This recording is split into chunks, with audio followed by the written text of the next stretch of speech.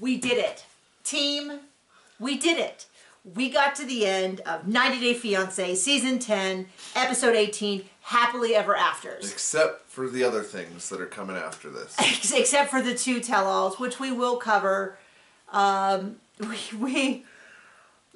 think we're finally over the mystery sickness. So everybody who shouldn't have gotten married got married. Yes. And then one couple who shouldn't have gotten married did not get married. And that's about it. Yes. Yep. Definitely should have gotten married. But they were never going to get married on this show. I don't even really know why they were on it, because they should have been on before the 90 days. But I'm guessing they just didn't feel that there was enough with either Sam or Citra or Nick or Devin. And so they kind of pushed one storyline over to this show. Or the other people that weren't on this last episode. Nick and Devin. Yeah, those. Oh no, you mean who? Well, Nick and Devin were on this episode, and neither were Jasmine and Gino. Well, that's a relief. But what's odd to me is it always been this way that they get? Well, it can't be that way, because we saw Sam and Citra at least the day after the wedding, a couple of days after the wedding, sort of the wrap up. But Nick and Devin, I felt like that storyline did not feel completed to me. I kept waiting for them to show up and to get one more here they are settling in or something. Because I feel like in previous seasons, we've seen a good amount, some content about after the wedding, but not this season. This season, everyone got, we saw the wedding and that was it. We didn't see them even, the next morning or anything, except for Sam and Citra. But I could have seen, one more of Devin and Nick, so that was weird. Same with Gino and Jasmine. And she'd be screaming about something the next day. But it's fine. I don't want to see Gino and Jasmine. I'm just totally over them. So let's go ahead and let's start. I think this is going to be kind of a quick one because... welcome to our quickie. Because everyone just got married, and there's not a lot you can say. You can just say they got married. There was rain. Wedding. There was rain. Well, there wasn't a clear path to the wedding. So that's, they really sold us that someone wasn't going to show up. And I would have been thrilled if none of them had showed up. If they all had backed out. Would have been the best decisions of all of their lives. None of them should have been married. And I'm going to say it, I'm already annoyed with the tell-all, because they're already getting in there and making, the way that they all sort of gang up. Sometimes it's interesting because someone's finally calling someone on their BS, but they all have BS. Every single one of them should be called out on stuff that they're doing. And they usually pick one. A lot of times they pick the guy, and I'm not saying that guys can't be trash. It's just a matter of, sometimes the women are trash too, and this whole, one of you is wrong and one of you is right. It's more of I don't know. None of these are great. One of you is Cody and the other one is Robin. Yeah, and you both stink. Okay, so let's actually get started. Ashley and Manuel. So he's getting his hair done and he's saying she's worried about everything. She's worried I don't show up. She's worried about the rain. They really play out the rain thing. And they play it out a lot for them just to get married in the rain. Because it made it sound like we're going to have to cancel if it rained, and then they just got married in the rain. So I just kind of felt I wouldn't want to get married in the rain. I can't imagine anything. It seems like of the things to be wet and get rained on, wedding dress would be one of the least comfortable, along with a tux or a suit. Neither one of those seem like easy breezy, it's totally fine, it'll dry quickly sort of outfits. But, well, they could have decided to get married inside, or maybe not in Florida during hurricane season. Yeah, I'm really confused on how a lot of these couples spent their money, because clearly it seems like oh my gosh, they gave them a budget to spend for these weddings, because most of them had it away from their home, which is weird because we got married within 5 minutes of our house. We went to the church that I had grown up at, which was maximum 15 minutes away. It was 5 minutes from my parents' house. We had it there, and then we went to a golf course for the ceremony, which was maybe 10 to 15 minutes. Most people, the timing, we only did very, very, very brief pictures between. So people went over there, had their hors d'oeuvres, their cocktail hour, an accidental open. We told this story before. We did short in between because I just walked off at one point. I was just like, no, we're done. But not from me. No, from the photographer. No, that was before the whole wedding started. started. Was that even before that? That was before. We had gone to the place and done this. Oh, I had a really bad wedding photographer. Really bad. I don't end up regretting it because we don't look at our pictures that much, and we have enough beautiful pictures to where it's fine. Really great engagement pictures. Well, not from... Really great engagement pictures. Yeah, and if you look at last week's video, I put them in there. Yes. Right at the beginning. Not great wedding pictures. But the wedding, we have enough good wedding pictures to where it's fine. Mm-hmm. I mean, we can prove it. We were there. But yeah, we did a majority of our wedding photos before the ceremony. That way people wouldn't be waiting for us. And at some point, she wanted everyone to jump, and I was like, I don't feel comfortable jumping off of this fountain in a dress, so John just walked off. I have already said that in our first meeting. Yeah. I'm not jumping anywhere near water, and neither are the people I'm in a wedding with. It's not going to happen. Anyway, and so, but after the... But then she tried that, and then I was like, okay, well, we're done. Then we did the ceremony. We did some very brief at the chapel ceremony photos, which I had to direct. I had to be like, okay, if you are related to me by blood or marriage... Yep. Come in now. Okay, go away. If you're related to John, please come in. Okay, just our parents. Like, I did all that because she was like, oh, and we were like, let's get going. So we talked about this before. The wedding coordinator came in and was in the background of some shots taking down the candles. And I turned around and I snapped at her because we had 4-hour block for the wedding, and they had told us very explicitly if we ran over, they would clean up. We had used 45 minutes of our 4-hour block, and she was already cleaning up, and I was like, this is in the contract. We have this time. You need to stop. You're in the photos. And she had been terrible the whole time. I mean, really bad. Really, really, really bad. Like, I'm a nice person, but when you keep talking about my dead relatives, I'm going to give it to you.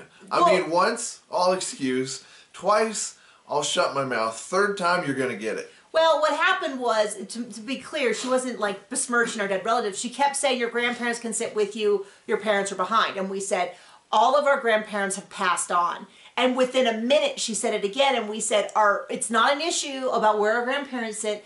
They have passed on. And the third time, John was like... Still dead. Well, what you said was, if my grandma shows up, we're going to have a problem because she's still dead. I mean, you were not a jerk about it. You were a little snarky. I was trying to be.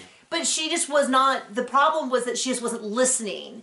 And I remember when she started doing it, her husband had to come in and be like, honey, she's still there, and like drag her off. It was clear, I think it was like her last job or something. She was just really deeply unhappy to be there for every meeting, she just was deeply unhappy woman, and she took it out on us. But anyway, what I was going to say was, when we got to the ceremony, my parents accidentally ordered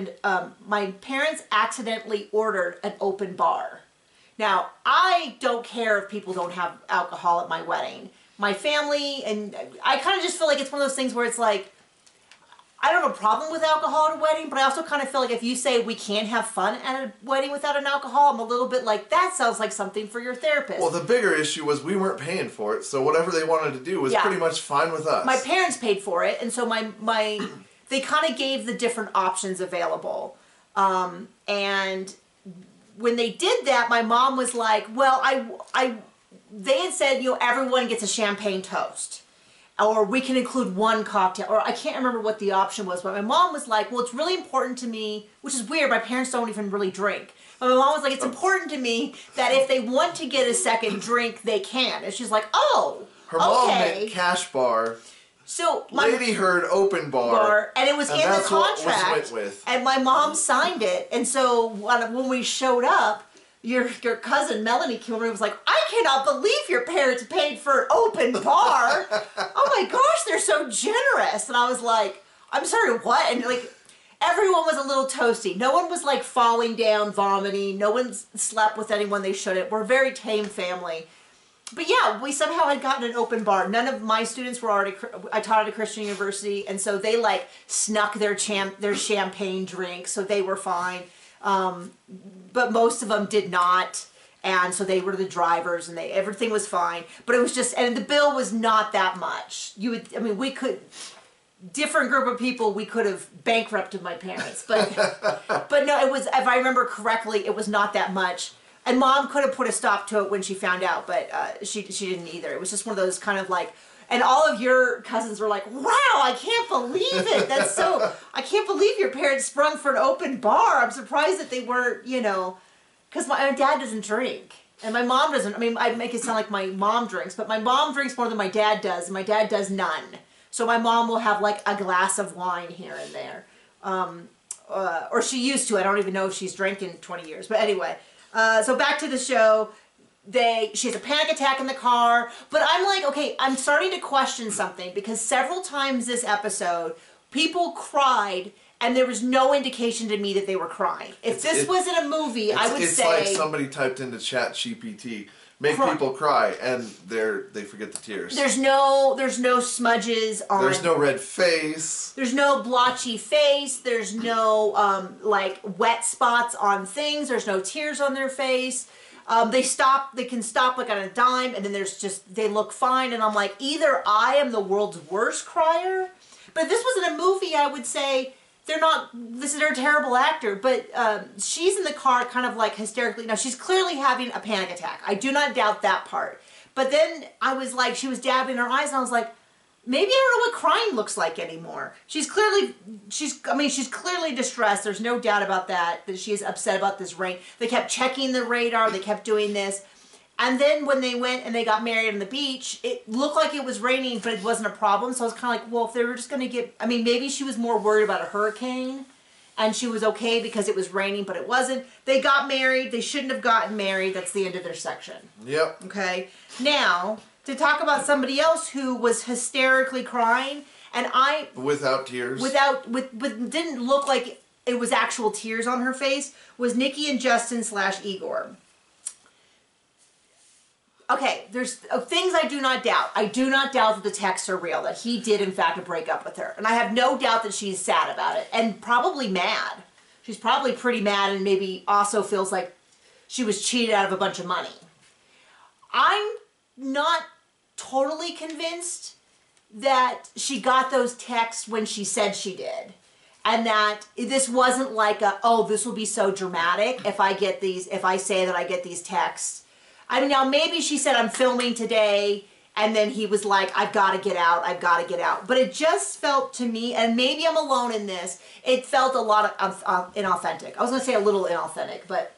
A lot. It felt a lot. And I'm sure she's upset, I have no doubt about that, and she would be totally justified if she was mad, but she was like hysterically crying and loudly sobbing, but I didn't see any of the eye action that goes with it. And as a longtime Sister Wife viewer, I've gotten really like, let's squint at the screen and see what's happening. You'd think by now Robin would just carry a bottle of hot sauce that she could dab in her eye. Yeah, I mean, and there are times when Robin has genuinely gotten like a little bit of splotchy eyes. I don't think it's ever in line with the level of crying she's portraying. Like, it's always like either she's not crying and she's pretending to cry, or she's maybe crying a little but pretending to cry a lot.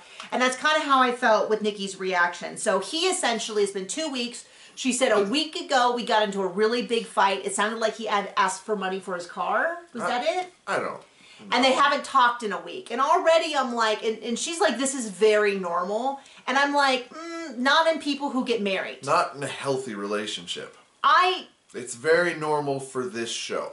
Very normal for her maybe, but I still think when we get to Clayton, I'm gonna say the same thing about like this lack of communication is not normal. It's the same thing with Sister Wives when Cody didn't talk to Janelle for 6 weeks and then thought they would just pick up right up where they left off. And I'm like, to me, if I don't hear from you, I'm either filing a loss or I'm filing a divorce.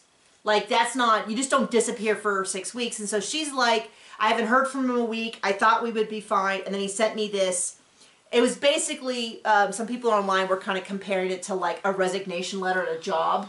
Like, I wish you well in all of your future endeavors. I am done being your manslave. Yeah, I mean, you know, I will no longer be taking cash and other valuables in place of my affections. This is no longer a tenable work situation for me.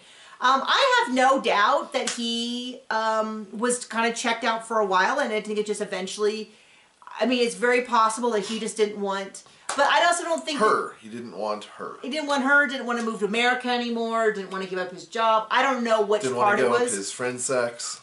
His sex friends. His sex friends.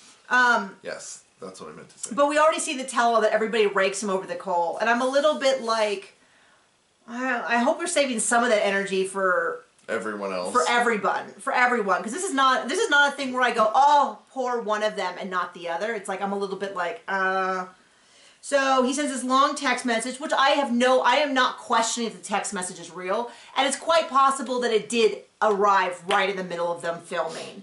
But and then she's like too hysterical to talk, but it's also weird but because... not hysterical enough to actually produce tears or have a red face. Or smudge her makeup, or wet the tissues she's holding. And I just feel like maybe I'm a wrong crier, but when I am like, I am crying enough to where you cannot miss it. Whereas it felt like she turned her head, almost like she was turning her head like the way that when they lip sync on RuPaul's Drag Race. Don't look at me! And they don't know the words, they turn away so you can't see. She's got no tears, just turn away so you can't see that she's not crying. It didn't feel proportional. Maybe she was crying a little, but it felt like I'm going to really ramp this up because I'm going to be on The Single Life.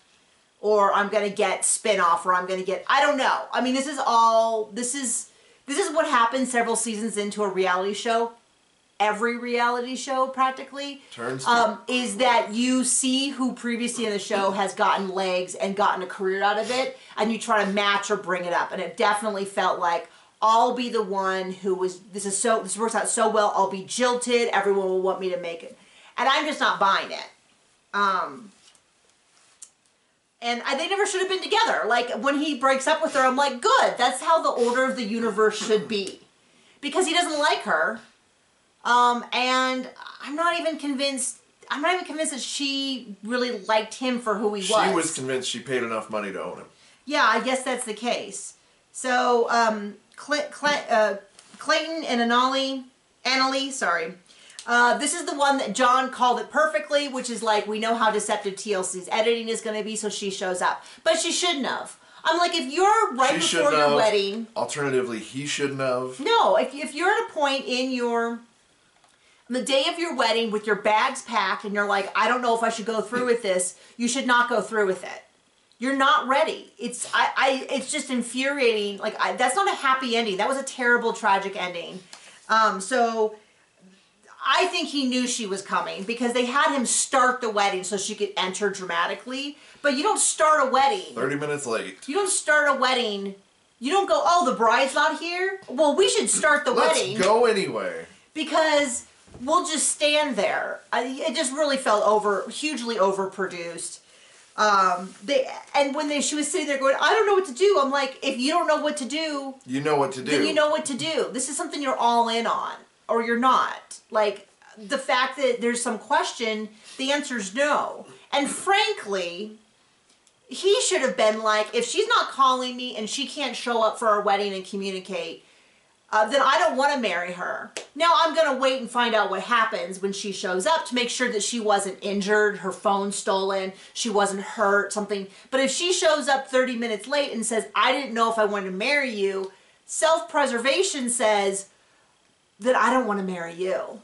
If you're not sure, and especially if you're not sure after all of these months of not wanting to have intimate relations with me, which no one is owed. Not liking the other person. It's not a great sign that you are entering into a covenant that you're enthusiastic about. Yep. If she doesn't like him, that's fair. She doesn't have to like his living situation, all of his animals, the way he behaves, his lack of friends. Closet mom, him not having a lot of friends, not wanting to go out. Those are all reasons to break up. But if this is every step of the day, you're choosing it, I kind of feel like, I don't know. I just don't have a lot of sympathy for like, this is being forced upon me. And we're like, girl, you can go home. They'll get you a flight home. Don't you worry. So it's such a bad idea. They talk to the sister. The sister says, I'm glad that the stripper didn't ruin their marriage yet. Which is meaning, all of that. It looks like they really go after the sister and the tell-all. And I'm kind of like, she asked for a stripper, she got her a stripper. That doesn't seem like that's the sister's fault. Now, if she I don't know. Didn't tell her dad they were getting married. If the sister said, I know. if the sisters, if she had said, I don't want a stripper, and then she got her a stripper, and then got her really drunk, and then got her, you know what I mean, like put her in a compromising position, yeah, that'd be terrible. But I kind of feel like, I don't know, I think we should talk about the person who wanted the stripper and then fondled the stripper. Well, these aren't people whose minds live in reality. Yeah, so I mean, of all the let's people... blame somebody else who's not at fault. Of all the people to get to judge the other people, I am not going to pick the people with a bad picker and bad judgment to judge the other people with bad judgment. Like, you need to bring in people that are healthy to do all this. So, he does this, I wrote it down, but marinara dance, I don't know. That would have me reconsidering it. And then anyway... Mom says she's getting another place. We'll see if that actually happens next week. Well, she's only had 3 years to save up. And then she is like, I should tell my dad I got married. And this is when some of the pieces... As a wedding gift. To Clayton. Because that's going to go well. After lying for so long. Yeah, so when she gets on the phone, I don't know if I missed this earlier in the season or if it was never explicitly said. He thinks she's in America... For work. For work. I had been wondering how they got around. I was like, how does her dad not know? Does he just think she's on vacation? Maybe I missed it earlier this season. But he thinks he's there for work. I guess I misunderstood when she posted him publicly. I guess I got confused and thought that this had already, the dad now knew. Nope. That's what I thought when she posted him publicly, but I guess not. So she calls up her dad and he's like, how's work going? And, when are you going to come back? And she's like, well, I hope to come visit soon. By the way, I'm married. And dad gets all upset and runs off, which to me, it makes a lot of sense. You know how upset I would be if someone I knew was close, lied about where they were, and then got married without telling me? Like, I'm not saying that she doesn't have a right to get married, but it's just wild. And this is where it annoys me because people are like, oh, she deserves so much better. I don't know. She is not looking all that hot. She seems to be dishonest with everyone. She clearly doesn't love Clayton, and she's willing to marry him for either a green card and or money. I don't really know. But at least she texts him back right away all the time, right? Yeah, she almost stands there for a wedding. Like, just because he's not a great catch doesn't mean that you deserve unethical behavior. And I figure, kind of, a lot of people I don't consider him that much of a loser because I knew a lot of like nerdy computer guys who lived lives similar to him, and I'm just kind of like, you don't have to marry him. And I get why you wouldn't want to marry him, but that's not inherently immoral like lying is. So there you go. So let's get over to Sam and Citra. Ill. Yeah. So we get they have not slept together. This does not make a lot of sense to me because of ghosts, because they're in the middle of nowhere. And all my thought is that you rented this whole house, but you didn't get like a Ramada Inn for one night. Like I just thought. I didn't get that they rented a house. I thought it was just the parents' house. Oh, maybe it was. I didn't. Everybody else traveled to these weddings. No, I think you're right. But it was just weird to me. Like, they couldn't afford a Ramada somewhere. It's using all the money for legal stuff. Like, what is going on? How come everybody else got to fly other places and travel places? Well, we do know that the people on the show always make the best decisions possible. Yeah, so they don't have sex. And I'll tell you what, the way that 90 Day Fiance people talk about sex, it makes it not want to have sex. Like, they make it sound so icky and gross, and it's weird to me. Like, even my favorite couple from before the 90 days, the deaf couple, where she was deaf, the bananas and donuts and all that, where I was just like, I like you guys a lot, but do they have some sort of clause that says they have to? Because he's talking about they, I guess, have sex, and there's a lot of, like, licking and then going to the laundry room. And the euphemisms make it somehow worse, and they really do. They're like making out on a bed with no passion. It didn't seem like two people who were into each other, but maybe it was possibly the big old camera in their face. I'm gonna give them a pass on that. That part of that was the camera, but I don't know why. Speaking of camera in their face, Rob and Sophie. Doesn't Rob have a? Well, here, let's do this first. His own something now. No, Sam has an OnlyFans. Oh, okay. I think Rob might as well, but Sam definitely does. But Sam definitely does. Which I don't get, and I did a whole video on, like, I do not get who their market is. I just don't think, I had read... Don't care either. I've read, not a lot on OnlyFans, but on all of these, like, creator-driven places where people put up their own content. So, like, Patreon, YouTube, TikTok, self-publishing, because I write books. You can buy them. Search for Nikki Haverstock. But the thing is, with almost all of these sites, a very small percentage make any meaningful amount of money, and then a huge percent of people make no money. And that's actually how most of these businesses make their money is, and a lot of them, I don't know how all of them work, but there's a couple where in order to be listed to sell your products, you have to pay to do it. Like even places like Etsy and eBay and stuff like that, they make a tiny bit, but most people are losing money on it. But it's useful to them because then they have you run ads, they have you do this. I think somebody said that Amazon makes more money off of their Amazon ads than they do off of the percentage they make from sales. I think you mean off the back of the workers. So, yeah. Anyway, so yeah, so I guess there you go. Sam has an OnlyFans, if that is your thing, which is not mine, but I don't want to sound too judgy.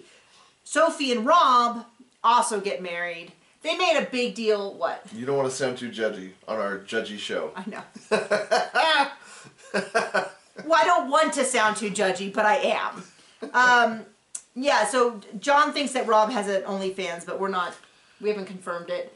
We will not be confirming it. No. They made a big deal about how Sophie walks off on their marriage, and it's just that she doesn't know how to get down. Would have been best for both of them. Because I guess it looked clear once they explained it. There's a big log and stuff. But they made it really look like, oh, someone might not show up. And it's like, they shouldn't have. Do you know how happy I would have been if no one had gotten married? It would have been an okay show at the end anyway. I mean, Sam and Citra, whatever. Nick and Devin, that's fine. But, like, anyway.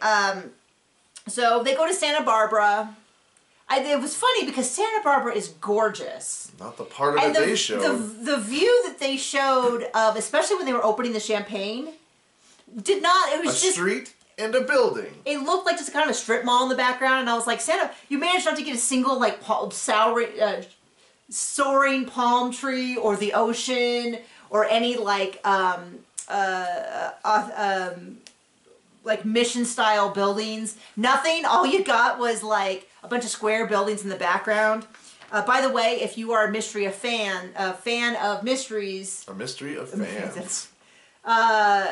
Sue Grafton has a great series that is set in a fictionalized version of Santa Barbara. A is for alibi, B is for burglar, C is for, I don't know, criminal, D is for death. I don't know. They're the alphabet ones. You see them all the time at the airport. I think she got all the way to Y, X or Y, like almost all the way to the end. And unfortunately, she passed away before finishing. But how dare her? Great series. I haven't read all of them. Because I like to read them all in order, so I've read A, B, C numerous times, and I think I sort of fell out around G or H. But anyway, so then they get married on the beach. She can't find how to get down there. There's a big, like, oh no, is she turning around and running off? No, she just couldn't figure out, and then she comes down, they get married. It looks like they're going to fight some more with her mom. I just feel like, I don't know, that's a real philosophical question for the ages, which is, if you think someone is marrying someone that they shouldn't, how much, how often, and when do you protest? And I think most people fall somewhere between I say nothing and I make them not do it. I think most people follow a little bit more this way in terms of I say my piece and then I stand back and get out of the way. I'll say something if you ask, otherwise... You ask... Well, I do think it's worth... Make your own decisions. Well, like if it was a guy and you saw them having like an affair or something. Well, that's... You tell them what you saw, but then you were like, "Hey, if you don't want to hear it, I'm not going to force you to hear it because I'm not here to make your decision for you." So, anyway, that's it. We'll be back next week, but next Tuesday night and Wednesday morning, Monday night and Tuesday morning, I'm off by a day. We'll have the return of Seeking Sister Wives season 5. We're really excited. The absolute serial killer Garrick Merrifield is back with his large wife, which is what they refer to her. They've ditched Roberta, or Roberta ditched them after cleaning them out for a few buckaroonies. At least somebody got something out of that. I'll tell you what, when they said they had given her money, I was like, thank you, it all makes sense. My world is now more peaceful, having understood that. They're going to do something new, and I believe the Davises are back. That's the one that brought in their 3rd wife last season and are now shopping around for a 4th. And I'm like, pfft. And then 3 new couples. We will be doing we call it like watch with us, which is we will watch it on this computer and it'll be on our Patreon. But we will still do the recaps the next morning on YouTube. You do not need to pay for anything for that. And we are so excited for that. I'm excited to have another show that people actually want to watch. Thank you for joining us for 90 Day Fiance. We know that most of you, we consider you're here as a favor. Thanks. And those of you who actually like the show, thank you so much for having some genuine enthusiasm for the show. The 3 of you that do. I have a hard week ahead, so we're going to say goodbye now. Bye.